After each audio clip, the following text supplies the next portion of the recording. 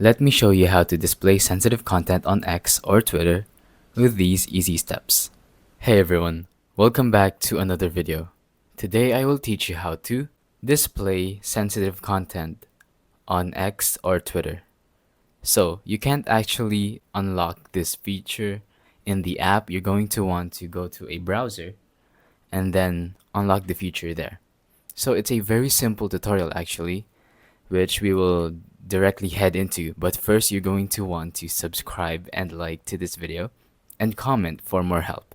So just click on the top left screen, your profile, and then just go down until you find settings and privacy. Once you're here, you're going to want to click on privacy and safety and then content you see.